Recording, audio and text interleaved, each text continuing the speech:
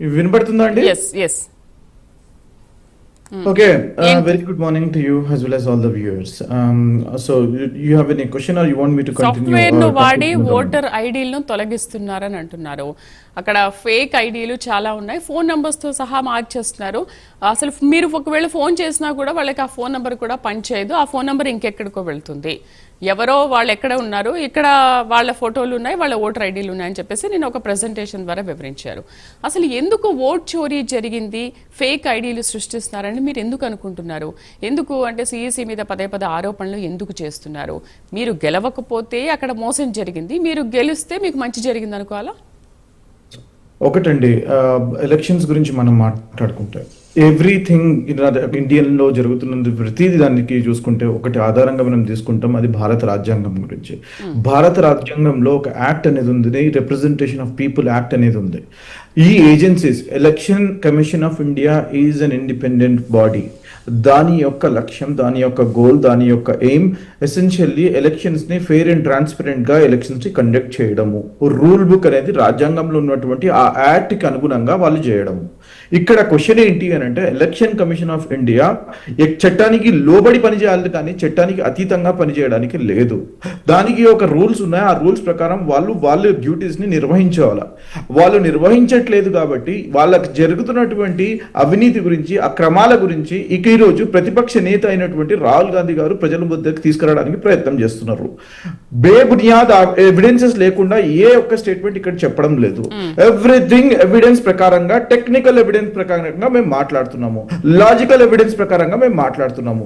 ఏమని మాట్లాడుతున్నాం అంటే, ఎలక్షన్స్ అనేవి ట్రాన్స్పరెంట్ గా జరగట్లేదు అని చెప్పేసి చెప్తున్నాము. మహదేవ్పురా గురించి ఏదైతే మాట్లాడుతున్నారో, ఎలక్షన్ అబ్జర్వర్ గా కాంగ్రెస్ పార్టీ తరఫున నేను అక్కడికి పోయాను. అక్కడికి పోయిన తర్వాత మేము అక్కడ దాదాపు 90,000 ఓట్లతో మెజారిటీతో మేము గెలుస్తామని చెప్పేసి ఒక పార్టీగా మేము భావించినాము.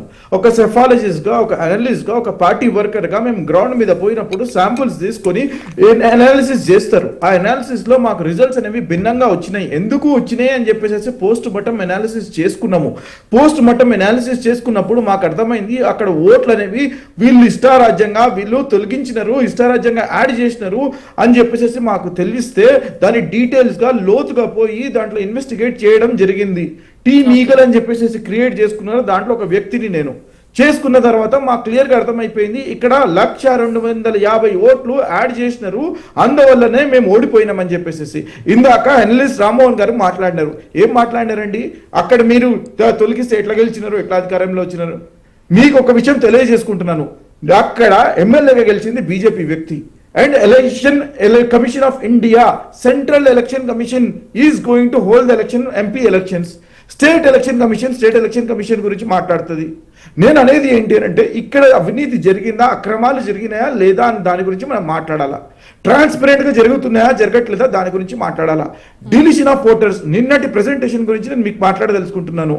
సెక్షన్ 22, 23 గురించి మనకు మాట్లాడుతున్నారు. రిప్రజెంటేషన్ ఆఫ్ పీపుల్ యాక్ట్ 4 రకాలుగా ఓటర్లని డిలీట్ చేయాలా. ఎప్పుడు డిలీట్ చేయాలా? ఒక వ్యక్తి చనిపోతే గానీ, ఒక వ్యక్తికి డూప్లికేట్ ఓటర్ ఒక నియోజకవర్గంలో ఉండి ఇంకొక నియోజకవర్గంలో కూడా ఉంటే అప్పుడు లేదు, అతను ఒక ప్లేస్ నుంచి ఇంకో ప్లేస్ కి పోతున్నప్పుడు అదొకటి. Number 4 is disqualification. అతను ఈ క్రమంలో ఒక వేరే కంట్రీ యొక్క సిటిజన్షిప్ తీసుకుంటే వారిని డిలీట్ చేయాలా. ఈ 4 డిలీట్ చేయాలా. ఎవరు చేయాలండి? ఎలక్ట్రల్ రిజిస్ట్రేషన్ ఆఫీసర్ చేయాలా. ఎవరండి ఇతను?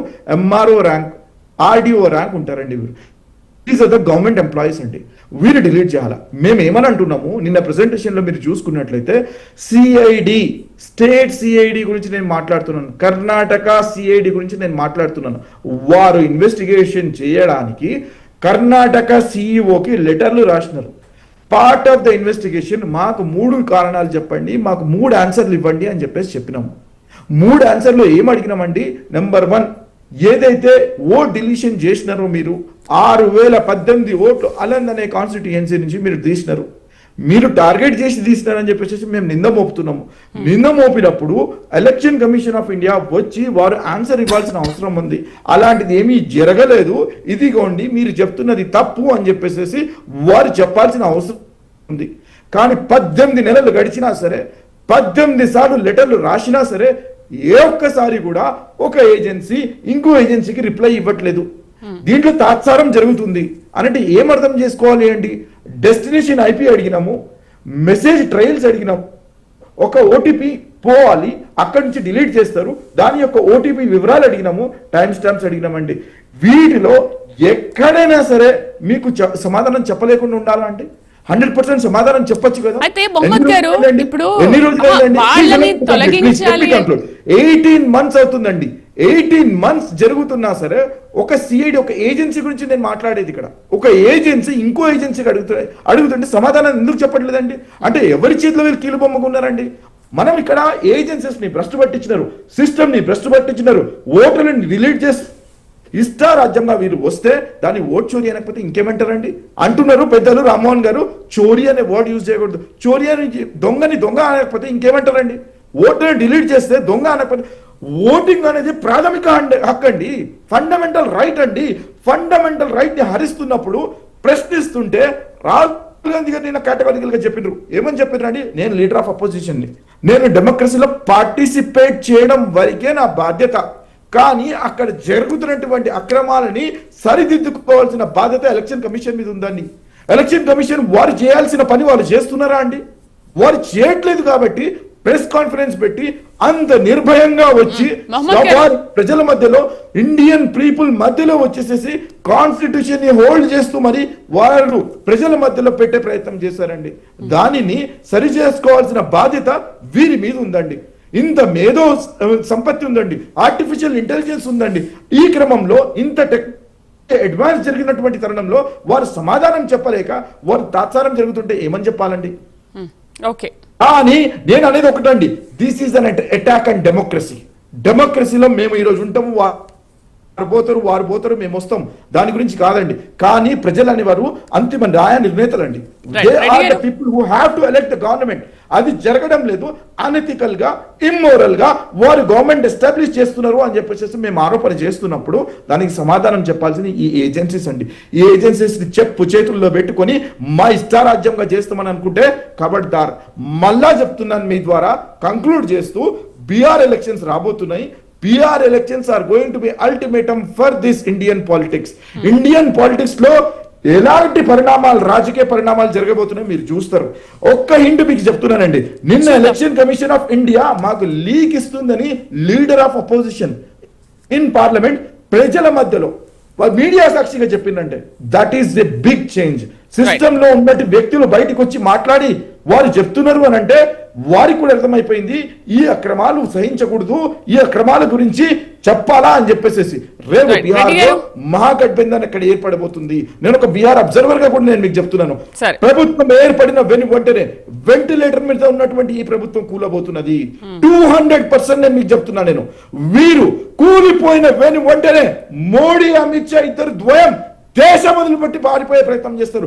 వీరి పాస్పోర్ట్స్ ని ఇంపోర్ట్ చేస్తాం, వీళ్ళని జైలుకి పంపిస్తాం. నేను బాధ్యతగా మాట్లాడుతున్నాను. నేను వితౌట్ ఎవిడెన్సెస్ మాట్లాడట్లేదు, విత్ రెస్పాన్సిబుల్ చైర్ లో ఉంటూ నేను మాట్లాడుతున్నాను. వీరు చేస్తున్నటువంటి అక్రమాలన్నీ కాదండి, వీరిని ఈఆర్ఓ నేను మీ ద్వారా తెలియజేసుకుంటున్నాను. బీహార్ లో పనిచేస్తున్నటువంటి ఈఆర్ఓ నేను చెప్పదలుచుకుంటున్నాను, 100% మీరు ట్రాన్స్పరెంట్ గా ఎలక్షన్స్ నిర్వహించాలా, మీకున్నటువంటి డ్యూటీని మీరు ట్రాన్స్పరెంట్ గా చేయాలా. చేయని పక్షంలో విన్నాం. ఇంకో వర్షన్ కూడా విన్నాం. గుడ్ మార్నింగ్ పివిరెడ్డి గారు. గుడ్ మార్నింగ్ అండి. ట్రాన్స్పరెంట్ గా ఎలక్షన్స్ నిర్వహించాలి మళ్ళీ అని అంటున్నారు. ప్రతిపక్షాలకి ఓట్లు వేసే కమ్యూనిటీని